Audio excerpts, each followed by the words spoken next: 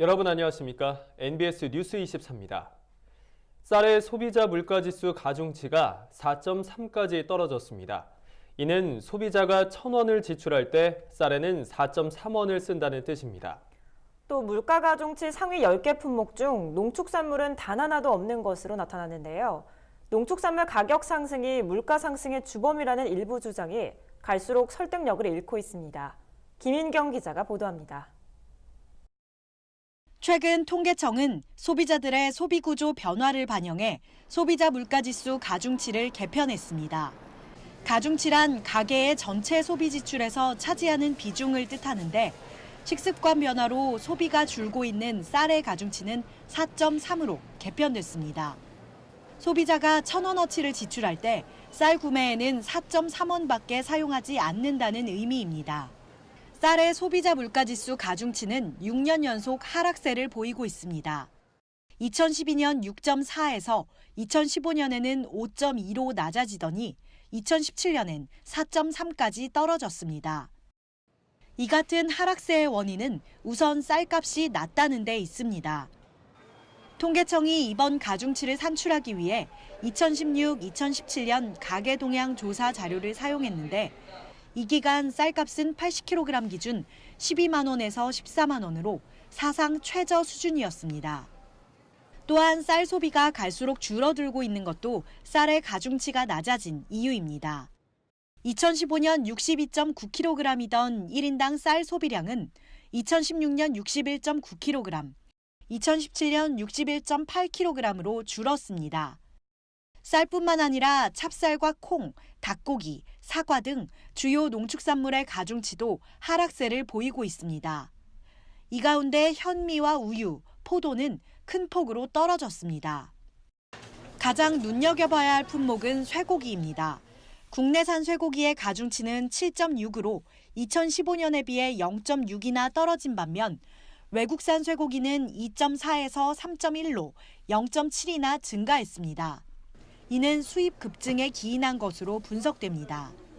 실제로 쇠고기 수입량은 2016년 36만 2,800톤으로 사상 최대를 기록했고 2017년 역시 34만 4천 톤에 달했습니다.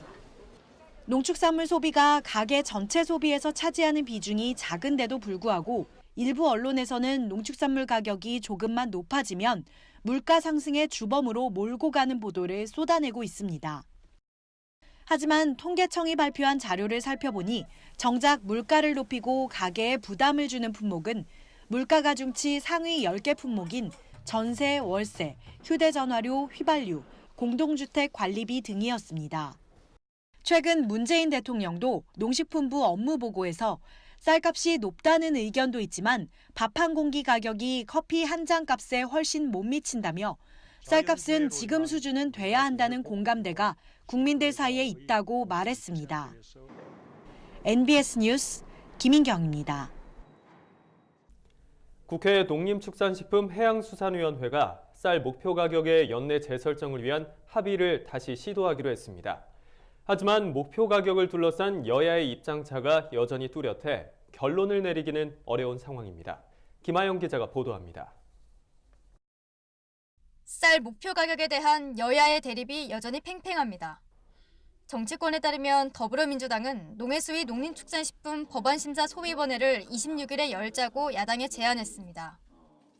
올해 마지막 국회 본회의가 27일로 잡혀 있어 목표 가격 문제가 해를 넘길 수도 있기 때문에 26일에 결론이 반드시 나와야 하는 상황. 민주당 관계자는 목표 가격과 직불제를 하루빨리 결정하는 게 국회의 의무라면서 특히 농가들이 새해 영농 계획을 세울 수 있도록 목표 가격을 빨리 결정해줘야 한다고 말했습니다. 반면 야당은 농림법안 소위 소집에 부정적입니다. 자유한국당 관계자는 목표 가격 결정과 직불제 개편은 전혀 다른 사안이고 시간적으로도 한꺼번에 논의하기도 어렵다면서 이번 소위 소집이 과연 소득이 있는 결과가 나오겠냐고 의심을 품고 있는 상황. 다만 여야 모두 내부적으로는 쌀 목표 가격에 대해 21만 원대를 염두에 두고 있는 것으로 알려졌습니다. 수확기 산지 쌀값이 현 수준에서 결정되면 변동 직불제는 목표 가격이 21만 2천 원 이상 설정돼야 발동하고 내년 변동 직불제 예산을 모두 농가에 지급하려면 목표 가격이 21만 8천 원 선에서 결정돼야 하기 때문입니다. 국회 농해수위 관계자는 직불제 개편 문제를 별개로 본다면 목표 가격은 언제든지 합의가 가능하다고 설명했습니다.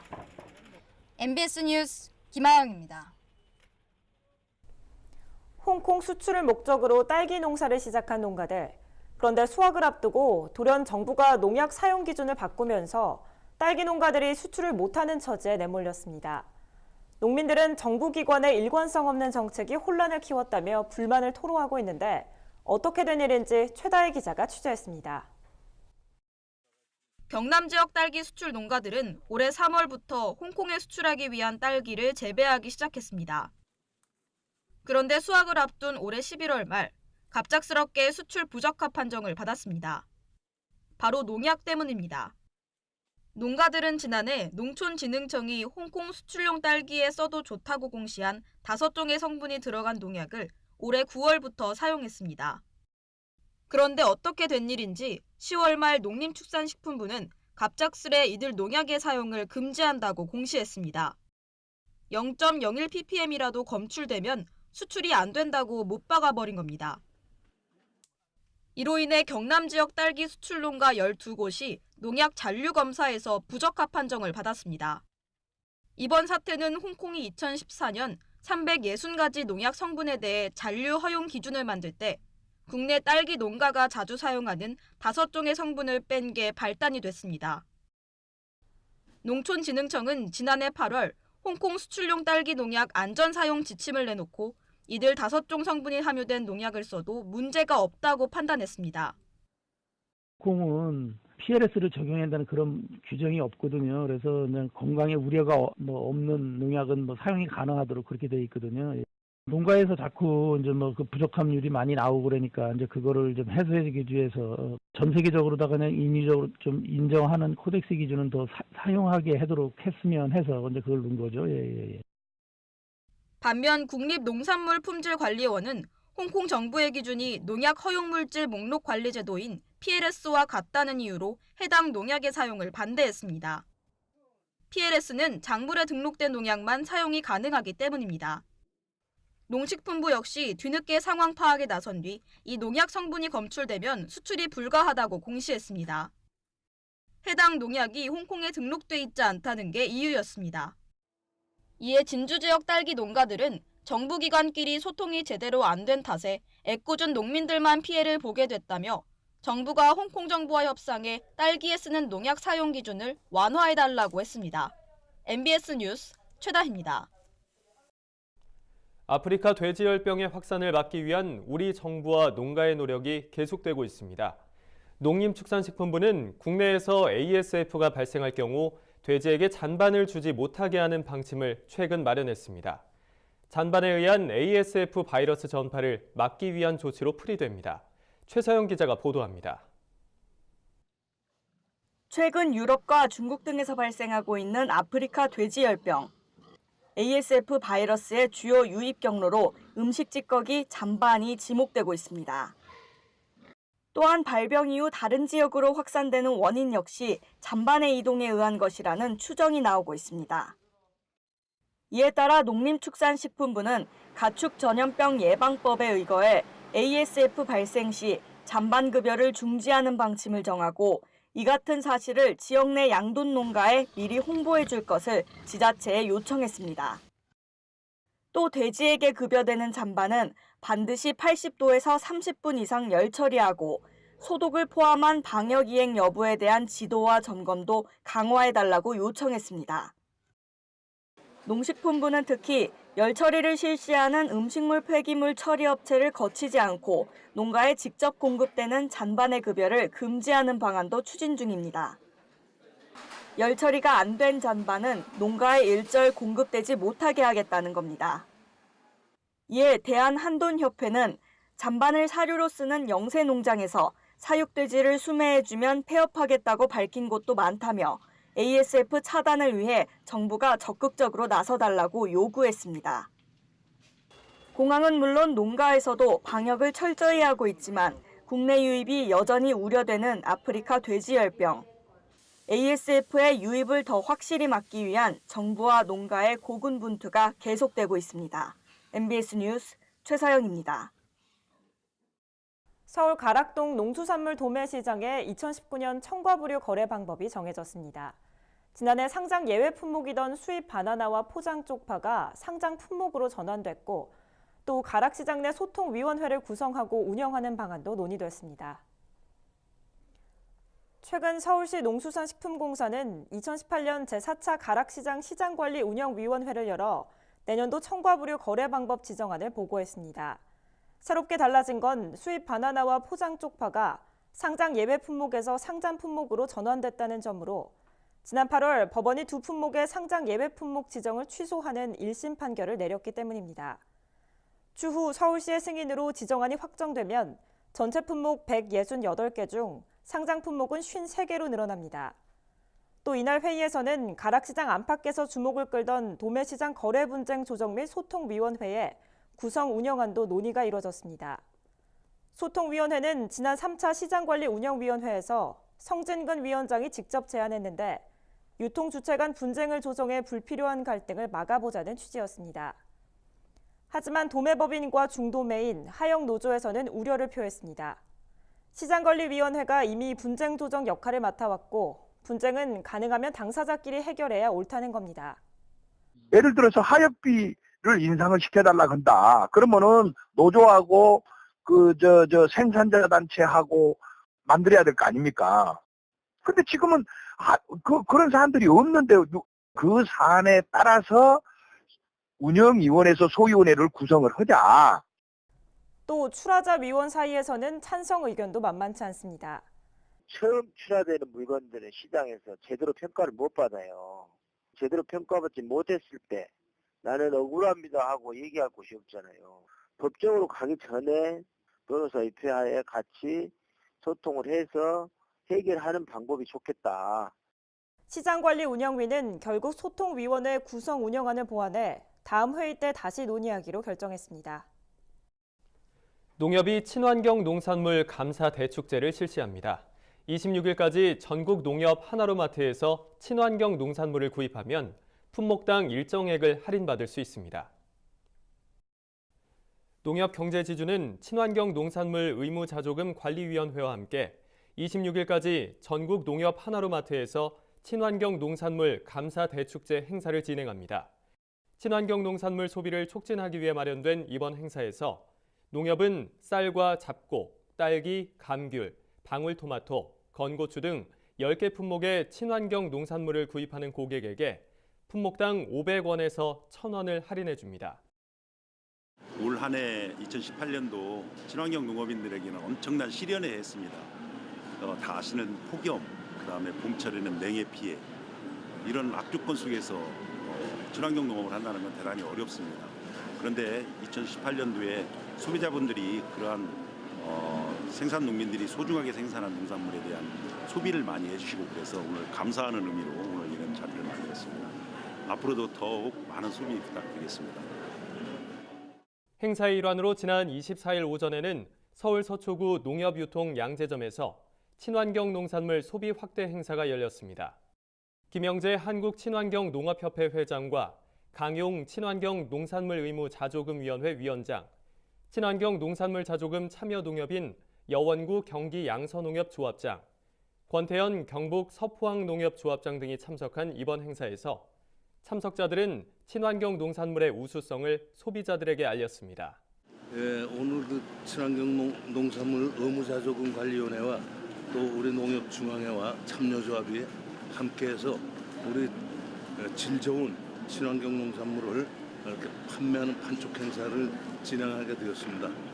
또 우리 소비자 여러분들께서도 질 좋은 친환경 농산물이 특판 행사에 많은 참여와 또 그 구입을 이렇게 권장을 드리겠습니다. 많이 이용해 주시기 바랍니다.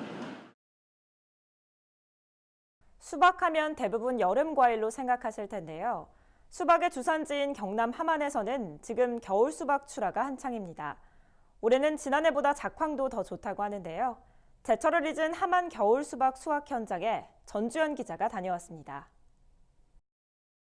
어른의 머리보다 큰 수박이 하우스 안을 가득 메웠습니다.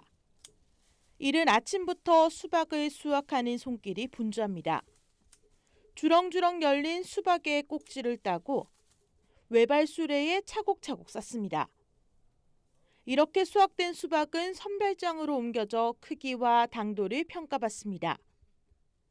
전국 최대 수박의 산지인 함안에서 겨울 수박 수확이 본격적으로 시작됐습니다. 함안 겨울 수박은 전국의 생산량의 70%, 80만 통 이상이 출하됩니다. 함안은 기후가 따뜻하고 일조량이 풍부해 겨울 수박을 재배하기엔 최고의 조건을 갖췄습니다. 지금 겨울 수박은 당도가 보통 보면은 한 10브릭스 이 정도 나오는데 여기는 한 11브릭스 가까이 나오고 많게는 한 12브릭스까지 나옵니다.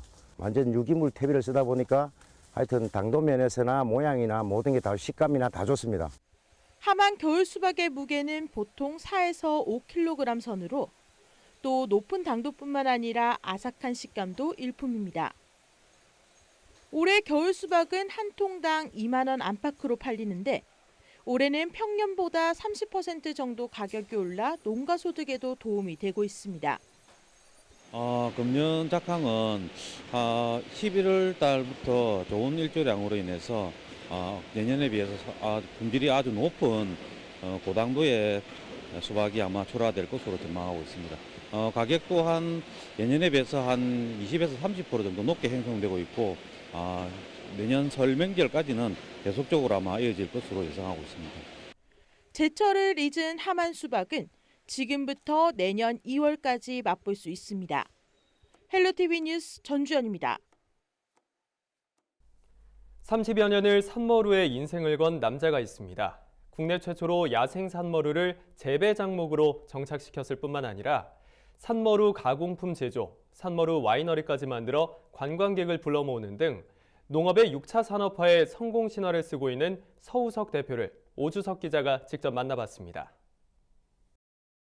경기 파주시 적성면에 위치한 가막산. 우리나라 최북단에 위치한 이 마을에는 73m 지하 땅굴이 있습니다. 묵직한 떡갈나무 향과 달콤한 머루향이 코를 찌르는 이곳은 농장에서 직접 재배한 머루로 만든 와인을 저장하고 숙성시키는 와인 터널입니다. 제가 여기 서 있는 이 와인 땅굴이 삽으로 판 겁니다. 누가 한 삽도 안 파줬어요. 25평을 내가 한 달에 걸쳐서 파가지고 이 와인 저장고를 만든 겁니다. 보통 와인 하면 포도 가지고 만드는 거다 이렇게 생각들을 많이 하시는데 포도 가지고는 경쟁력이 안 맞겠다. 그래서 포도의 원조인 산머루를 가지고 이렇게 하고 있습니다. 추운 겨울에도 더운 여름에도 항상 15도 안팎의 온도를 유지해 와인을 숙성시키기에는 적합한 장소입니다. 머루는 산에서 자라는 야생 포도를 말하는데 우리나라를 비롯해 동북아시아 지역에만 분포하는 대표적인 덩쿨식물 열매입니다. 포도와 생김새는 비슷하지만 포도보다는 조금 작고 맛은 더 단 것이 특징. 특히 머루는 신맛이 강해서 술을 담그면 색깔이 예쁘고 술맛도 좋습니다. 이 열매가 제가 만들고 있는 산머루 와인의 이 원료입니다. 2006년도에 만든 이 와인입니다.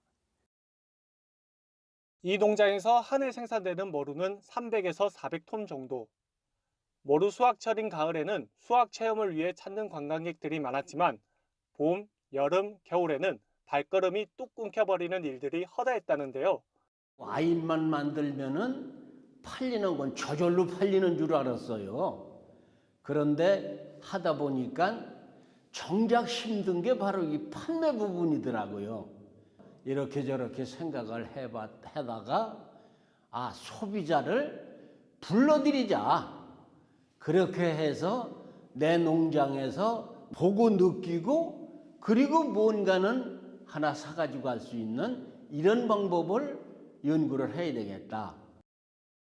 그런데 30년 전 서 대표는 이 야생 산머루를 국내 최초로 밭에 가져와 재배하는 데 성공했고 다른 농가에 보급까지 했습니다. 제가 1977년도부터 흑염소를 길렀어요. 산에다가 풀어놓고 방목을 시키는데 우연한 기회에 건너편 산에서 탐스런 머루송이가 눈에 딱 들어오더란 말이죠. 저거를 내려다가 밭에다 심어서 사람 손길이 갔을 때 저거보다 더 훌륭한 머루송이가 되지 않겠느냐. 충분히 소득 작목이 되겠다. 머루잼, 머루 요구르트, 머루 비누 만들기 등 다양한 체험 프로그램으로 연평균 20억 원의 고소득을 올리고 있습니다. 현재는 연간 10만여 명의 관광객이 이 농장을 찾을 정도로 파주 지역의 인기 명소가 되었습니다. 뿐만 아니라 파주 인근 농가에 재배되는 모든 머루를 수매해 지역민과의 상생에도 노력하고 있습니다. 우리 적선면 지역에 49농가하고 산머루를 재배하고 있는데 우리 파주는 장단콩이 유명하고 인삼이 유명합니다. 머루와 장단콩, 인삼을 연계를 시켜서 뭔가는 새로운 상품을 만들어서 우리 농가들과 함께 해야 되지 않겠느냐. 산머루를 통해 지역 전체를 살릴 수 있는 하나의 큰 농촌 관광 브랜드를 만들고 싶다는 서우석 대표. 그의 머루 농장이 세계적인 농촌 관광지가 될 때까지 끊임없는 연구는 계속될 것입니다. MBS 뉴스 오주석입니다. 다음은 지역 뉴스입니다. 일손 부족 농가를 지원하는 충남도 농작업 지원단이 내년에 확대 운영됩니다. 농작업 지원단은 농촌 인구 감소와 고령화로 인력 부족에 시달리고 있는 영농 현장의 인력을 지원하는 시스템으로 현재 충남도와 5개 농협이 시범 운영 중입니다. 사업 첫 해인 올해는 240명의 작업자와 전문가가 2,600여 농가에 일손을 제공했습니다. 일손을 원하는 농가는 해당 농협 농촌인력중개센터에 요청하면 인력을 지원받을 수 있으며 도는 인력 부족 완화를 위해 내년부터 20곳으로 사업을 확대 운영할 계획입니다. 지난 10월 31일부터 나흘간 열린 국제농기계 자재 박람회 키엠스타가 1,454억 원의 경제 유발 효과를 거둔 것으로 나타났습니다. 박람회 평가 분석 결과 올해 박람회에는 29만 명의 관람객이 방문했으며 1,200여 명의 고용 유발 효과가 발생했습니다. 이는 박람회가 처음 개최된 2010년에 비해 3배가량 증가한 수치입니다. 올해 상담과 계약 실적도 크게 증가해 2010년 9,600만 달러보다 3배 늘어난 2억 9,260만 달러를 달성했습니다. 최근 일산화탄소 등의 중독 환자가 늘고 있지만 전북 지역에는 이를 치료할 시설이 없는 것으로 나타났습니다. 강원과 서울 등 6개 시도는 고압 산소 치료 시설을 갖춘 병원이 각각 3곳이었고 경기와 인천, 충북을 비롯한 나머지 지역에는 각각 1곳이 있었습니다. 하지만 울산과 전북에는 단 한 곳의 고압 산소 치료 시설도 없는 것으로 조사돼 지역민들의 의료 복지에 구멍이 뚫렸습니다. 전남 해남소방서가 전통시장을 대상으로 안전관리 대책을 추진합니다. 전통시장은 점포가 밀집돼 있고 불특정 다수의 사람이 이용하면서 화재 발생 시 큰 피해가 발생할 수 있습니다. 전통시장 화재 예방을 위해서는 노후된 배선을 교체하고 영업을 종료한 뒤 전기와 가스를 반드시 차단해야 합니다. 해남소방서는 특히 화재가 발생했을 때 출동로를 확보하기 위해 시장 주변의 불법 주정차를 자제해달라고 당부했습니다. 저희가 준비한 소식은 여기까지입니다. NBS 뉴스 24 마칩니다. 함께해 주신 여러분 고맙습니다.